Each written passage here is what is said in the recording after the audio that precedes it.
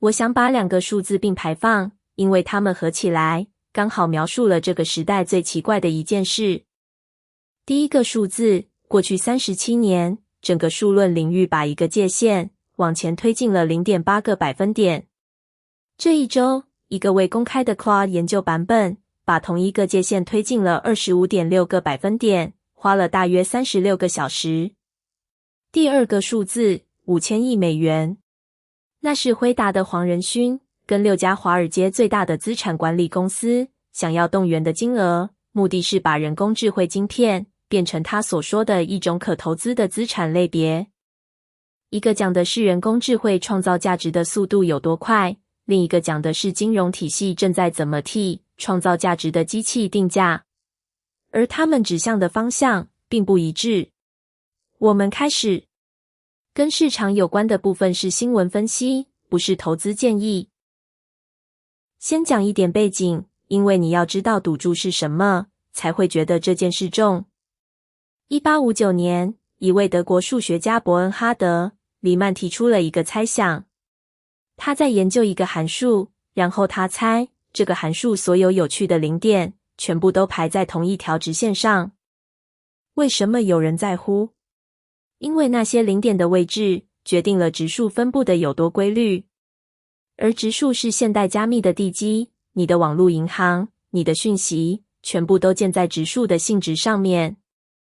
它已经167年没有被证明。它是7大千禧年难题之一，附带100万美元的奖金。没有人能证明全部的零点都在那条线上。所以数学家做了数学家会做的事，他们把问题改掉，不问是不是全部都在线上，改问至少有多少比例在线上，而那个比例就变成一个大家一个10年，一个10年努力往上推的数字。发生的事情是这样 Anthropic 拿了一个尚未公开的 Claude 研究版本，把它指向那个比例。先前的最佳结果是 41.6%， 意思是数学家可以证明至少那么多比例的零点行为符合黎曼的猜测。Claude 把它推到了 67.25%， 那是 25.6 个百分点的跳跃，在大约36个小时内完成。给你一个比例尺，在那之前的37年里，同一个数字总共只移动了 0.8 个百分点。有观察者形容，这可能是2013年以来数论领域最重要的一次进展。Anthropic 内部的2位数学家研究了这份证明，做了验证，并且写了一份非正式的说明，把它简洁地讲给其他专家听。而我觉得最有意思的部分是 Claude 原本试图去证明的是完整的黎曼猜想，他没有成功。这个结果是他在路上意外撞到的。有4件事要拿捏清楚，因为这则新闻非常容易被过度解读。这周很多标题就是这样。第一，他没有证明黎曼猜想，他改进的是一个下界，从至少4×1推到至少6×7，还有将近1/3没有着落。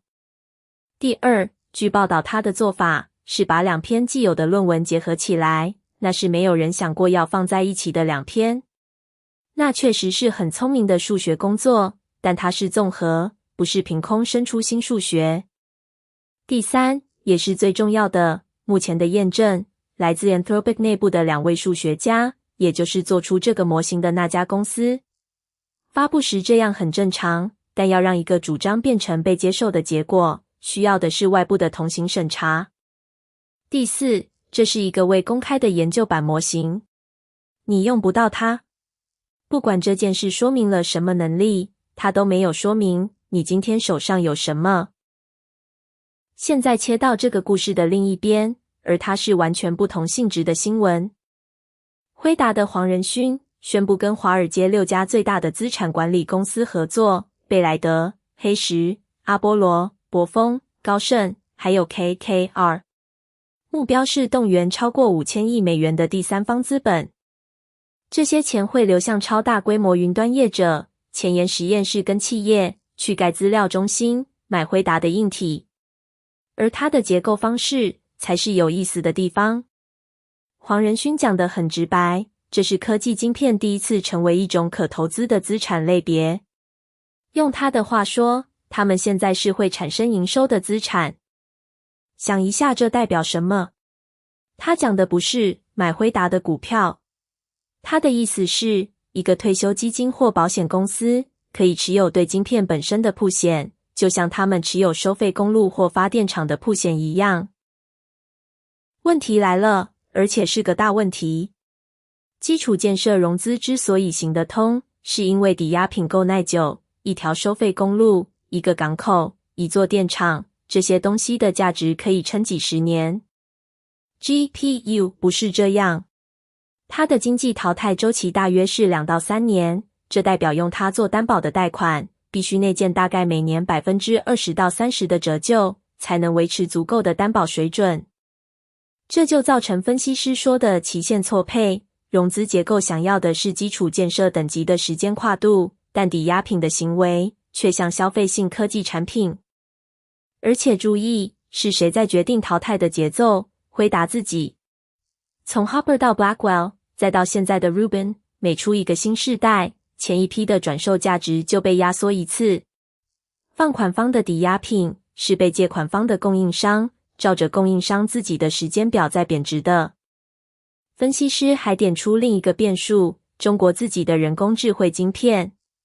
如果那边的国产替代方案规模化，会对撑起整个结构的残值形成额外压力。所以把两件事放在一起看，一边是这些系统的产出在1天半之内做出了一整个领域37年的进展，那暗示它产出的价值可能被严重低估了。另一边是生产那些产出的机器每年会掉2-3成的价值，而5000亿美元的融资正建立在他们会保值这个假设上。这就是这个时代真正的张力，而我觉得这件事被讲得太少了。被制造出来的东西在增值，制造它的东西在贬值，而且贬得很快。这代表现在人工智慧最难的问题，不是这东西行不行，这一周已经回答得够大声了。难的问题是，你要从哪一边去定价？从产出那边定价，现在的估值可能看起来很便宜。从那个会贬值的抵押品那边定价，5000亿的长天期融资看起来就很脆弱。而这两种读法用的是同一周的新闻。总结一下，一个未公开的 Claude 在大约36小时内把一个和黎曼猜想有关的下界从 41.6% 推到 67.2%， 而这个界限在过去37年只移动了 0.8%。 他没有证明那个猜想，也还需要外部的同行审查。而辉达找来6家华尔街巨头，要动员5000亿美元，赌的是 GPU 的行为会像基础建设，但那些 GPU 正照着辉达自己的更新时钟，每年折旧2-3成。增值的产出，贬值的工具。盯着同行审查，也盯着抵押条件。以上是 AI 每日新闻，我们下次见。